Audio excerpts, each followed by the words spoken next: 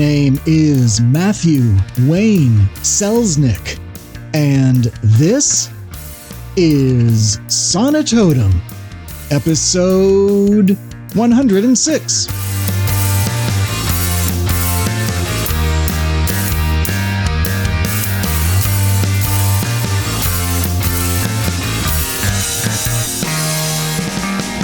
Well, hello, my friends. On this and every episode of Sonitotum, we talk about making stuff, mostly writing, finding success as we each define it for ourselves, and staying healthy and sane in the process.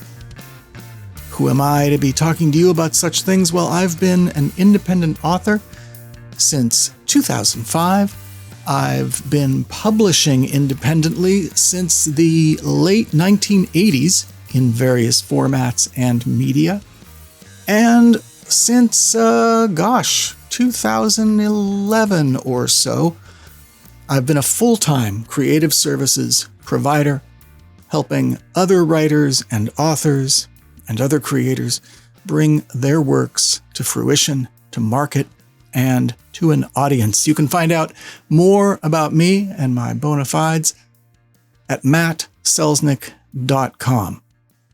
On this show, we alternate between interview episodes and solo episodes. And this is a solo episode. And it's my goal to be as vulnerable and transparent and open and honest, and I think I just said the same thing in two different ways, as possible when I talk to you in these solo episodes. And the idea is to present what I've been thinking about and doing and reflecting upon and trying and sometimes failing, sometimes succeeding when it comes to my own creative writing life, in the spirit of kind of a perpetual experienced beginner, right? Because as we like to say here on the show, and by we, I mean me, it's not my first rodeo, but the venues and the horses and the bulls, and especially the clowns, keep changing. So I try to keep an open mind. I try to stay flexible, and I try to learn. And through those attempts, I try to share the results with you on these solo episodes so that there's something of value there, that it's not just me talking about me. However, it is through the lens of my experience. So here's what's been going on. I've been doing a lot of thinking and assessing and researching and reading and thinking some more and looking at, well, the state of me, which is something that my multiversalist community will be familiar with. I send an email newsletter semi-regularly to those folks. And every month I do a review of the previous month, including just kind of where I'm at. And I've been thinking a lot about where I'm at and how things are going. And that's led me to make some decisions. I was originally going to call this episode Time and Money. And, maybe I still will. Usually the title is one of the last things I decide upon. Because I see a lot of social media from writers at various different stages, talking about how expensive being an independent author is, how to spend less, wondering why people like me, half of my daily life, more than half, is helping other authors. I see people wondering why creative service providers like me charge what seems like so much money for our services, and how people who are brand new authors, and frankly, most indie authors, have a hard time rationalizing paying for such things, and on and on and on. And look, I'm in the same boat. My author clients tend to be people who have the means to offload some of that work onto someone like me. Not everybody does. I don't. My revenue that I earn in my day job tends to go toward all the same stuff that your day job goes to, right? The rent and the food and the utilities and taking care of the pets, and maybe you've got kids and all that, right? Anyway, time and money. But also, part of time is where you are in your life, right? More bluntly, how much time is left? Regular listeners to the show, you know that mortality is often on my mind. And even more so in the last 5 years.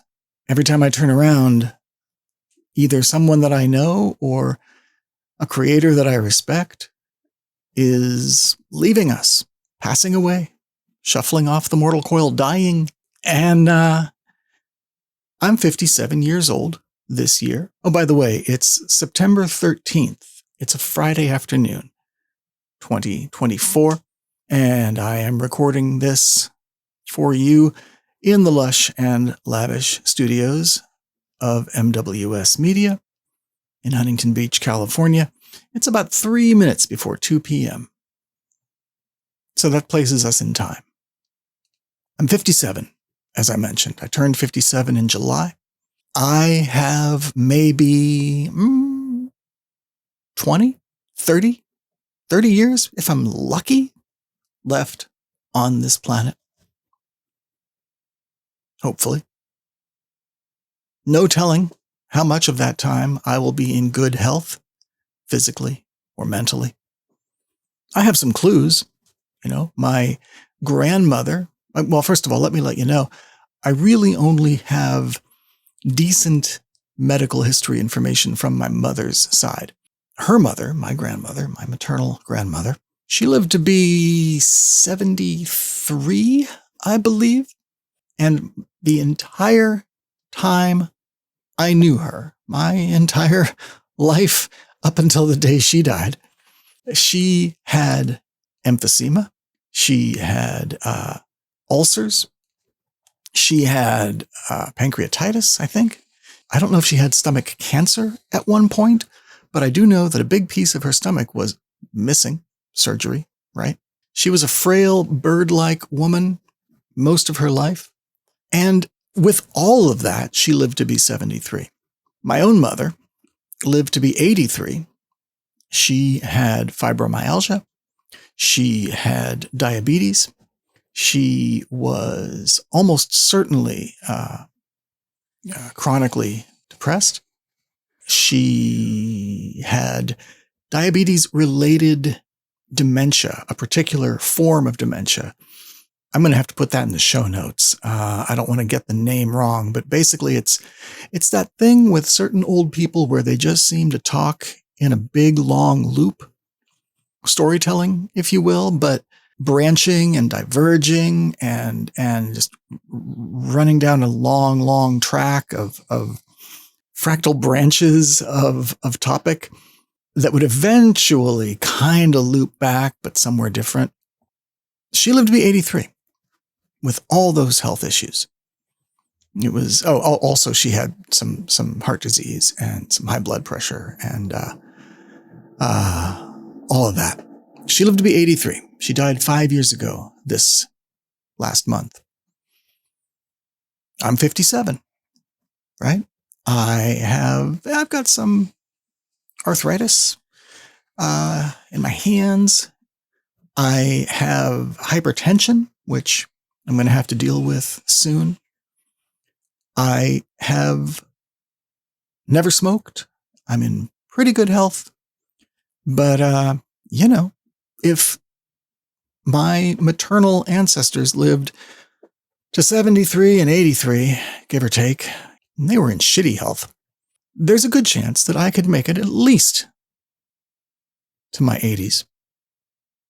Point is, that's still only 30 years, right? That time goes quick, my friends, especially that end time. Because the older you get, even in the best of circumstances, the less you can do. Time is ticking. I'm not in my 30s. I maybe have 30 years to do a lot of creative stuff. Also, at the age of 57, financially, I'm in about as bad a state as I've maybe been since my 20s. Circumstances, the reasons for that were different when I was in my 20s. Circumstances now include being pretty much the primary, by a long shot, breadwinner and bill payer, and in my little household here, which is me and my partner and our dog and our cat. That's due mostly to some medical issues. Everything's fine, but there were some medical issues that my partner had to deal with, and it made it impossible for her to work. She can't just get what most of us would call a normal job. And also, toward the end of 2023 and in the first quarter of 2024, I had a contraction of my client revenue. A couple of long-term clients. One took a long hiatus, which may just be coming to an end next month. We'll see. No chickens are counted until they are hatched, right? Another client is getting into his later years and has decided to scale back on much of what he does. And so, of course, that means he's not needing to pay me to do as many things. And another client just flat out decided to stop doing what they were doing, not just with me, but from all that I can tell, completely. So the thing that I was doing for them, they are no longer doing. So 2024 has been rough. And most of my attention, most of my energy, most of my effort has been on keeping up, treading water, leaving very little time and energy for creative work. And yet, the drive to do creative work, to work on my novel in progress, to continue the free serial fiction project that I've had running for many, many years, to work on various nonfiction ideas, and to blog more often, and this podcast. And just like you, I've got a long list of things that I would like to create. There's just not enough energy, not enough hours in the day, and not enough energy at the end of those hours or at the beginning of those hours. Because there's one other thing that's been going on this year, which I almost forgot to mention, is that cat that I did mention is getting up in years. Seems to be a theme, right? He is 18 or 19 if he's a day. Relatively healthy. Some thyroid issues that we deal with medication. But getting senile. Doing the thing where they wake up scared and confused in the middle of the night and yowl. Doing the thing where they need you to put their food right in front of their face and sit there with them while they eat it so they feel secure. The result is that it is a rare night indeed where I get more than 5 hours of solid sleep. It's more often less than that. The cat wakes us up. Sometimes my partner tries to handle it. Sometimes I handle it. But regardless of who handles it, you can still hear the other person. And of course, the cat yowling itself, that noise wakes up everybody, whether or not you climb out of bed and go deal with it. So I've been running a sleep deficit, a dangerous sleep deficit, more and more dangerous the longer it goes on. There are serious complications from long-term sleep deprivation. I've been running that way for all year. And yeah, we are trying different things about dealing with the cat. I've tried different sedatives and whatnot. Things work for a little while. It's beside the point. I just wanted to make sure that the lack of sleep was included in the equation there. So, faced with this ongoing situation that is not going to be permanent, one way or the other, but also isn't going to end anytime soon. Faced with that, I've been spending a lot of time thinking about where I should be putting my very limited time and especially energy. I know that the one thing that I really want, and that in some ways that I need, is to have that creative work, to do that creative work, to have the time and energy and opportunity to have deep focus, time to work, to have the time, energy, and opportunity to have long thoughts. Do you understand what I mean by that? To be able to focus uninterrupted in silence or with whatever, background music, whatever works for me at the time, but mostly uninterrupted, long thoughts. For me, at least, creating fiction requires that. Creating nonfiction, doing things like building online courses like I've been trying to do. For me, at least, it requires, again, the opportunity to have long stretches of time for what the author and Professor Cal Newport calls deep work.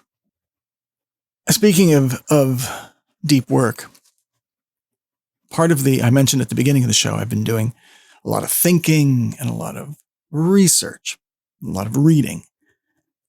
Deep Work was one of those books that I read, and I quipped on social media, on Threads, that reading Deep Work was like being a fish flopping around in the desert, watching a television with a picture of the ocean playing on it.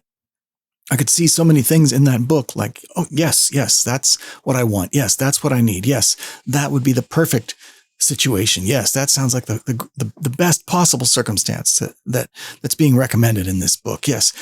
And knowing that I'm not there and not knowing how to reach that. Similarly, I read Atomic Habits by James Clear, which is full of evidence and science and research-based information and practices on habit formation, positive habit formation, with the goal of focusing more and accomplishing more. Those two books, you really you could read them back to back, right? Doesn't matter the order. Honestly, they complement each other well. And I'm far from the first person to recommend both of those in the sort of culty productivity space. They are, very often quoted and referred to. So I read both of those books, and in both of those books, I saw myself, but I saw a version of myself that I had been.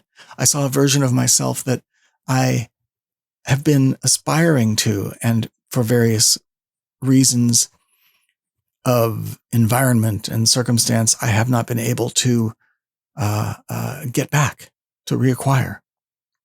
So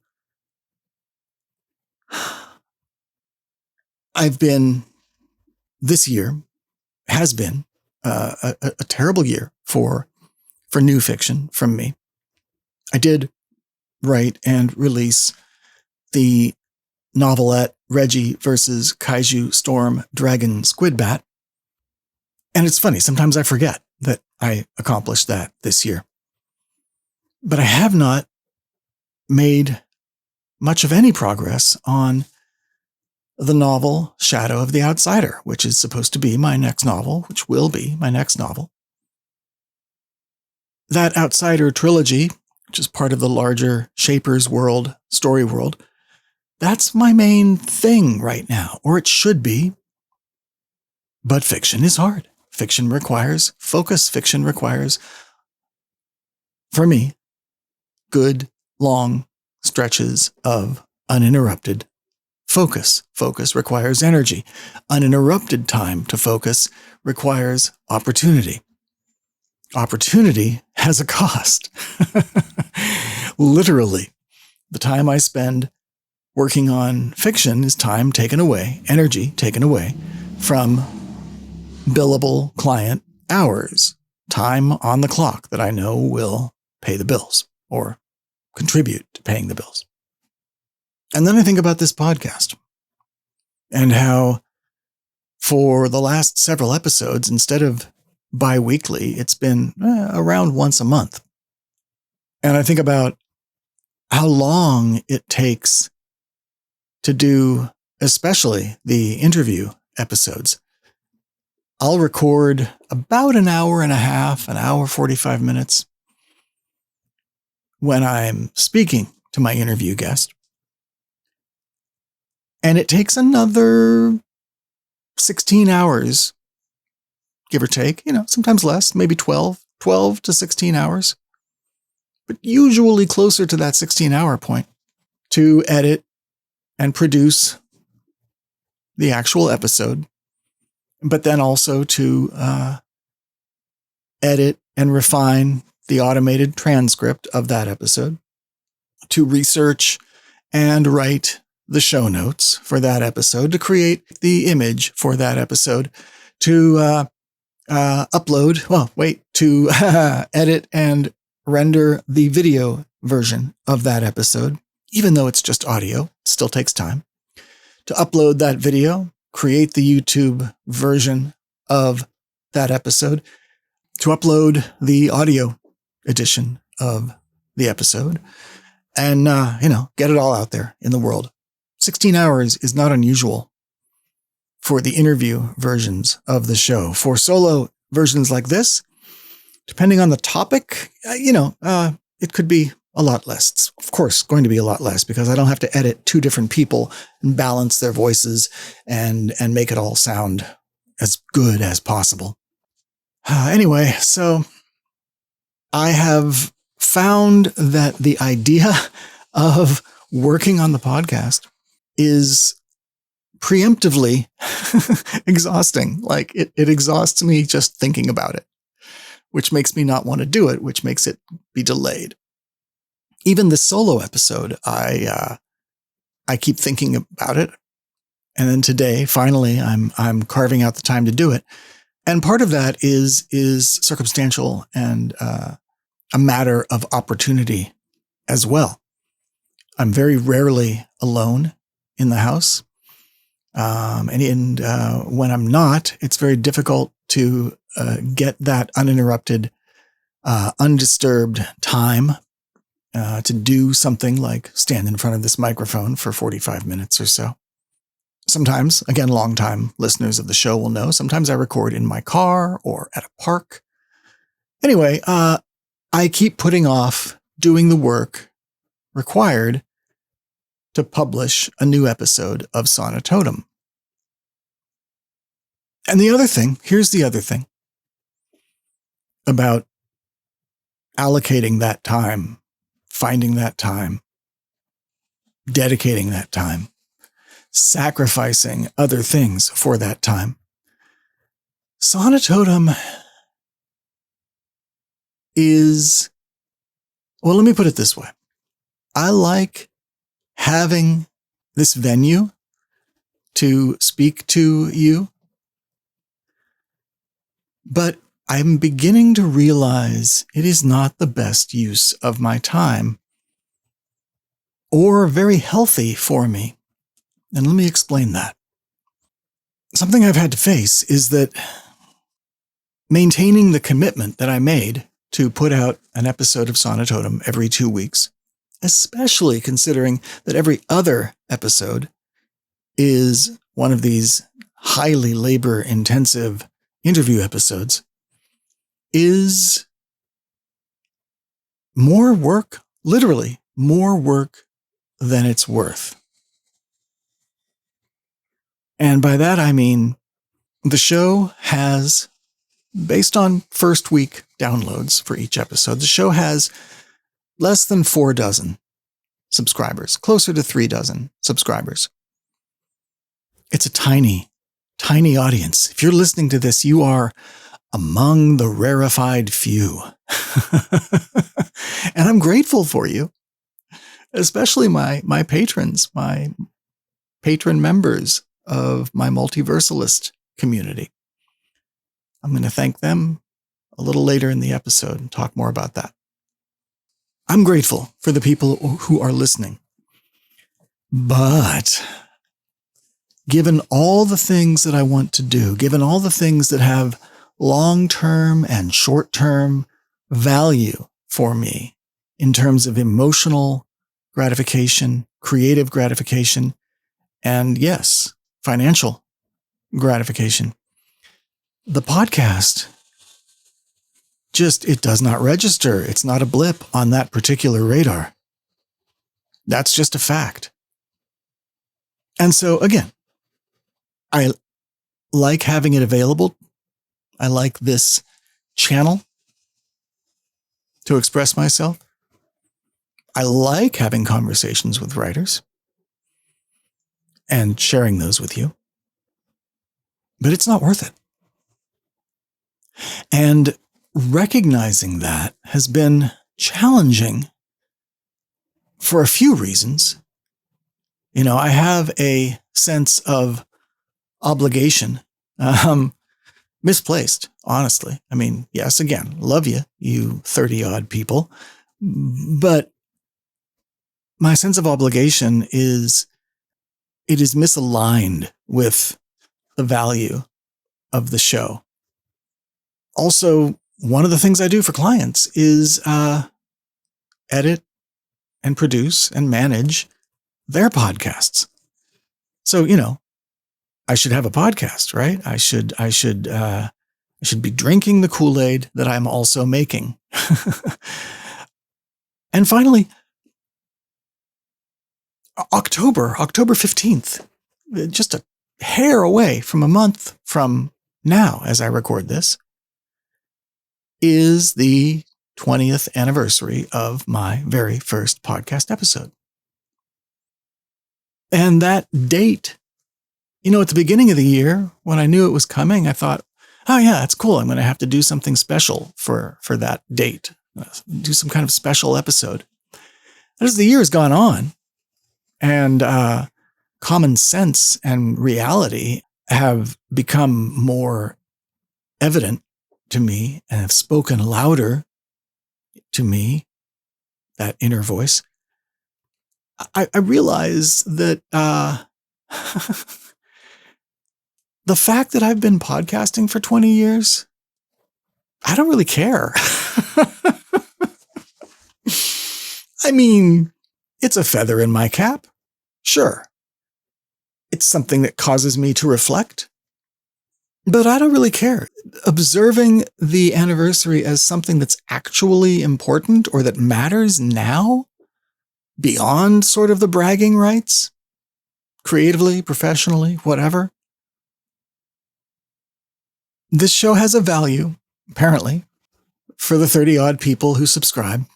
And it has a value to me as a way to communicate, a way to explore and refine and solidify my thoughts and opinions about things. But it is not worth the time that it's taking away from other creative endeavors that when I feel a yearning to create something, I feel much stronger about. All of this is to say that I'm making some changes and some adjustments in my life, because the circumstances that are kind of out of my control, at least for now, as I mentioned earlier, they're not going anywhere. They're not changing anytime soon. Financially and life situationally, I'm in a holding pattern.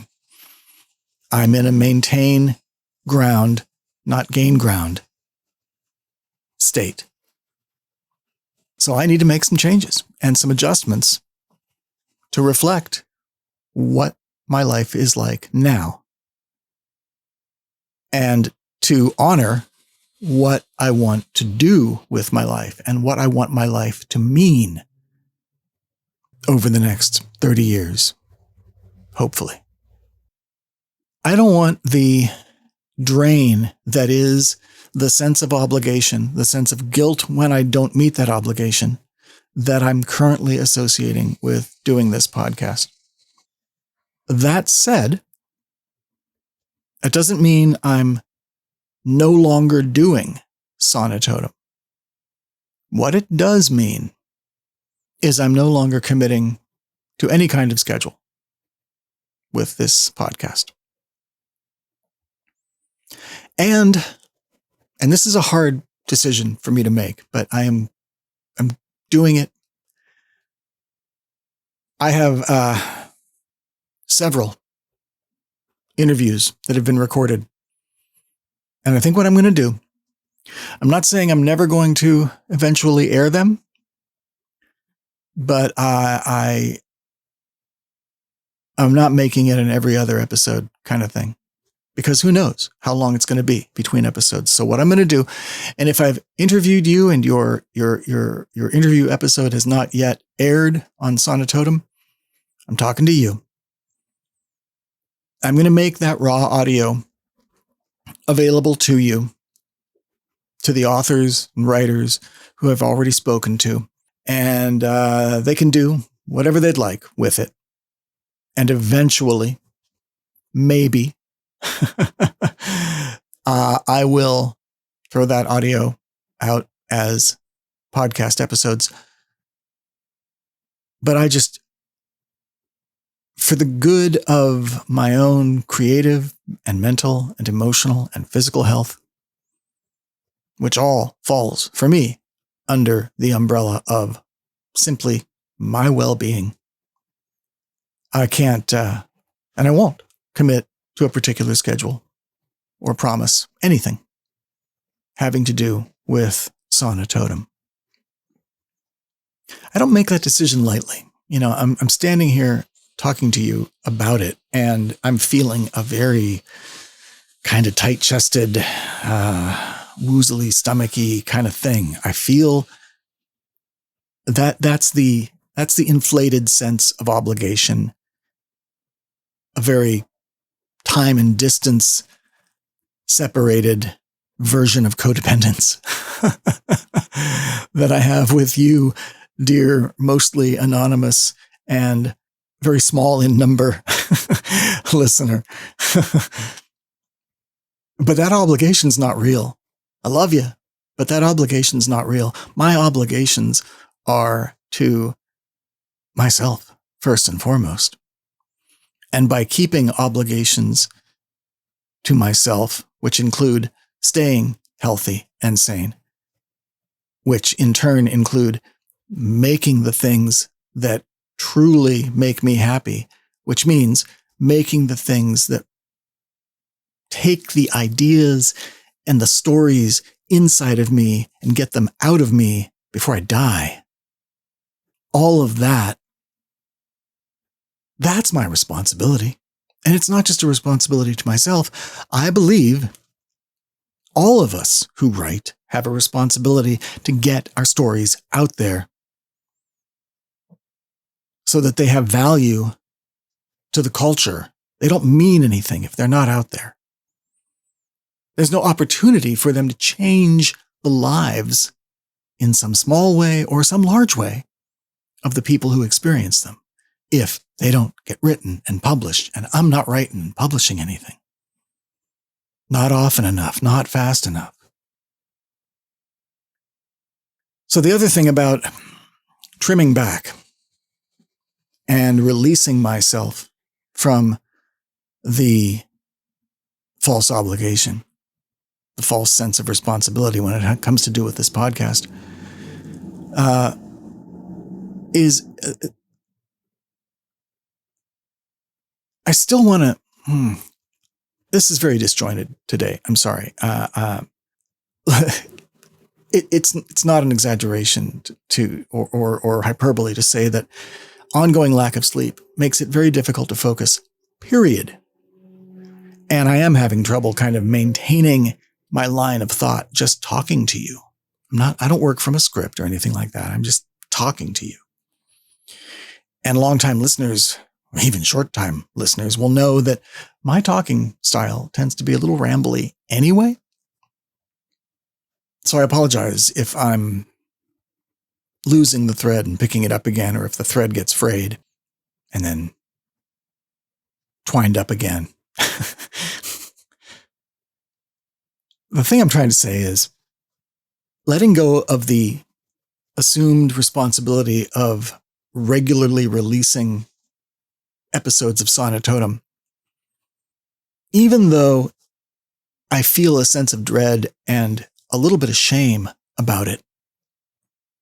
I also, in my head, I'm imagining really all I want to do is communicate to you in the way that makes the most sense and is the most fulfilling and is the most appropriate for the thing that I'm trying to communicate. Maybe it's a story.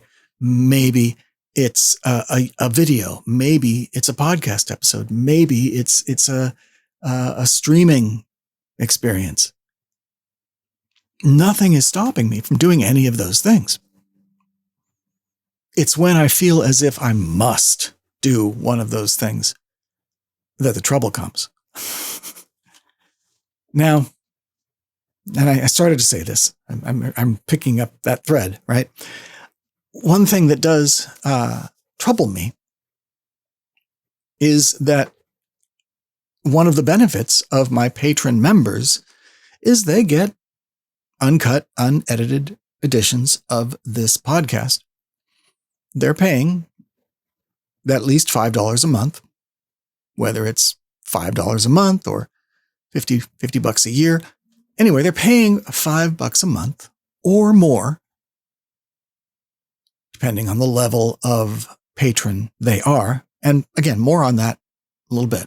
They're paying that, making that pledge in part so that they get the uncut, unedited, complete versions of Sonitotum. They're making that pledge and sending me that money every month.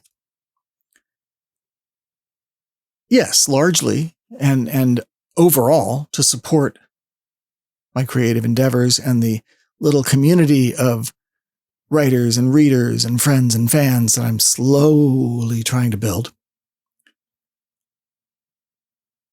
But I mean, part of that pledge that they've made is to support making this podcast. And so my patrons, my member patrons, I'm speaking to you right now. Look, I understand if you go away. Future patrons, and I'm going to do a little pre-recorded thing that I'm just going to do the pitch every episode rather than repeat it. You're going to hear that later in the episode. Future patrons,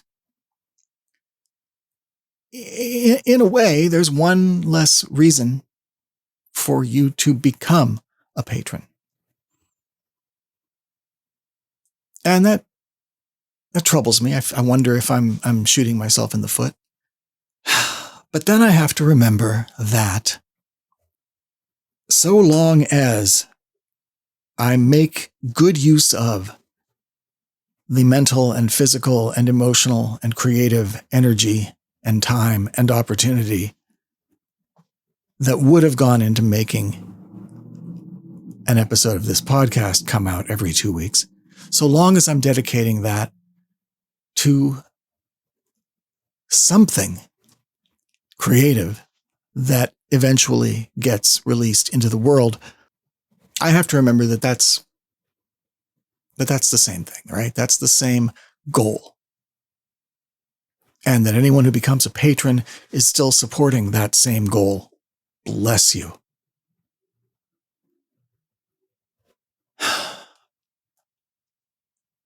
I was listening to an episode of the Right Now podcast, and I will link to the episode in the show notes. And it really kind of put me over the edge to committing to this decision. Because in it, she describes how she was supposed to have a regular podcast schedule, and that she had done like one episode up to the episode that we're talking about in all of 2024. And it caused her to assess why that is. And a lot of it was so in sync with what I've been thinking about and dealing with. So I want to thank Sarah Werner, the host and producer of the Right Now podcast, for being vulnerable and transparent about her thing, right? And her decision. It didn't make me make my decision, but it certainly made me feel a little less alone and a little less secure in the validity of my decision. There's only so much time, and there's only so much energy, and the obligations of the real world, so long as we live in this capitalist society of ours with no universal basic income and healthcare that is maybe less expensive than it once was for some of us, but still not free. And familial and personal relationship obligations and all of that, right? So long as those things are around and not entirely up to us to change, we have to change the things we can in order to do the things we must. And one of the things I must do is make things. And the things that I make, let me put it this way, I believe we're doing us, ourselves, and others a disservice if we put disproportional energy into creative efforts that will have less impact and effect than others.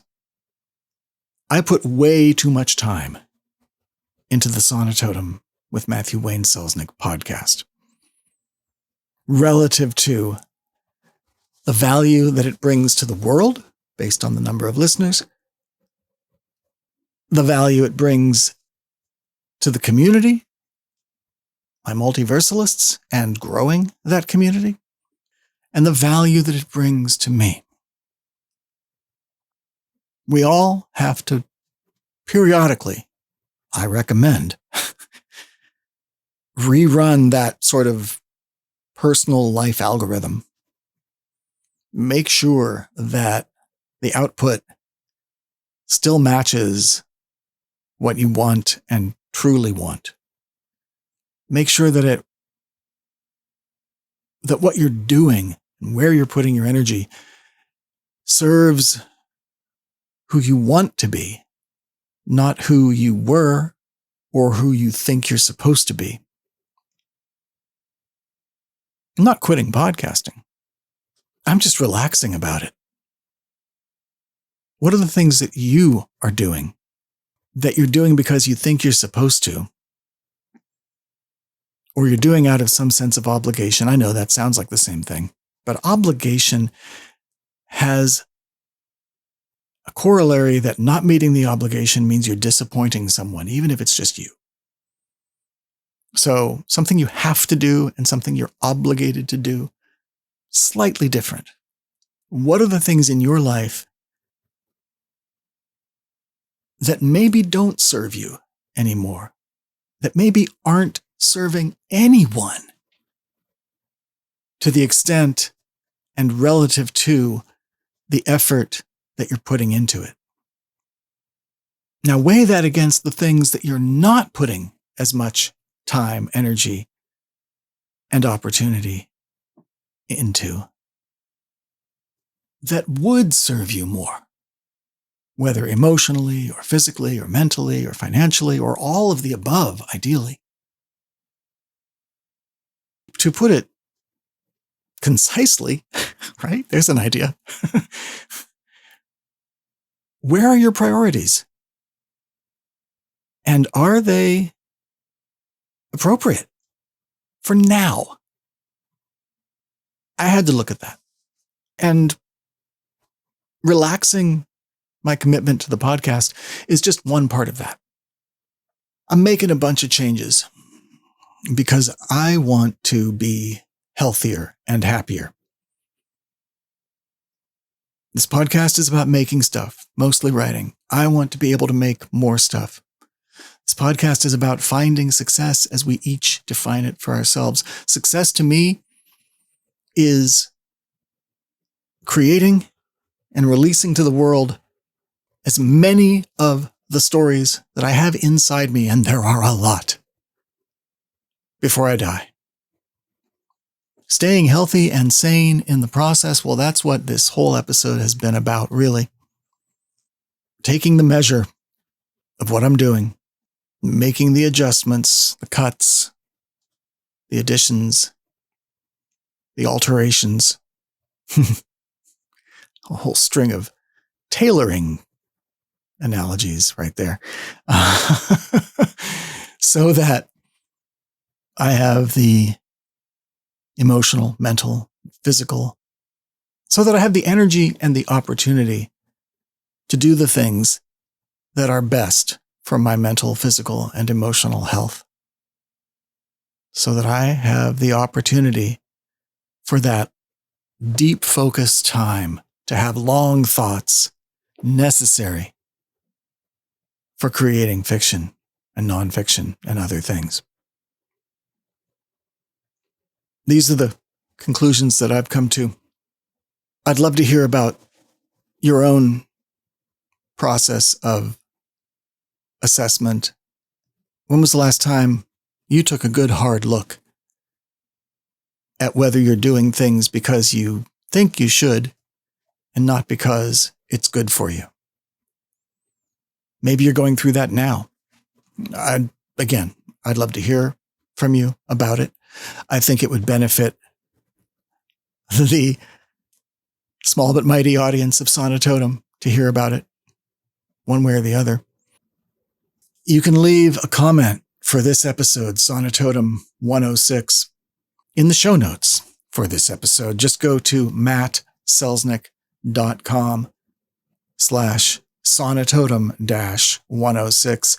That's MATTSELZNICK.com/sonitotum,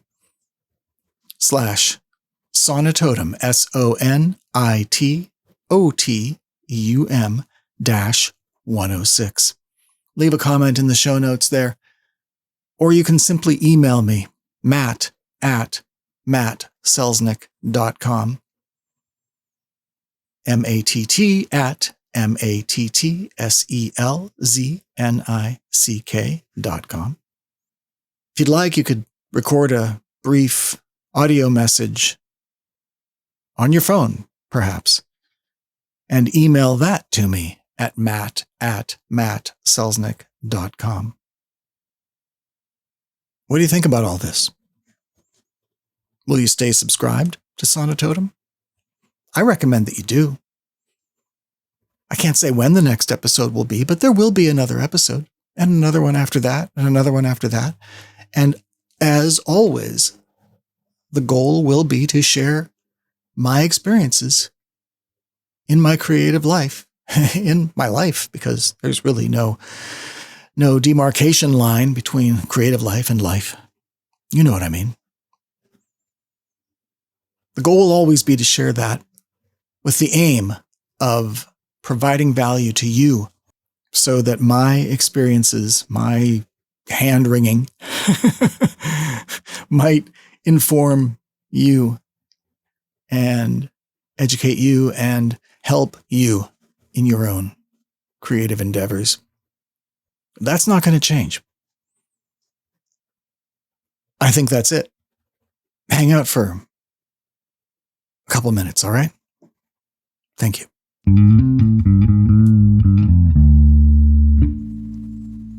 So listen, friends, if you enjoyed this episode or any episode of Sonitotum, I'd love it if you could take a moment to do one or all of the following.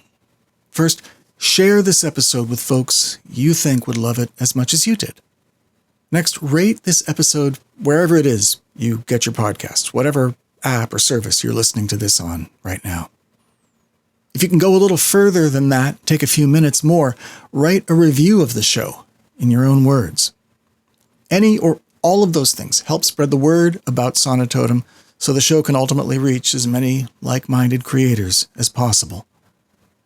Now, I've been a podcaster for 2 decades.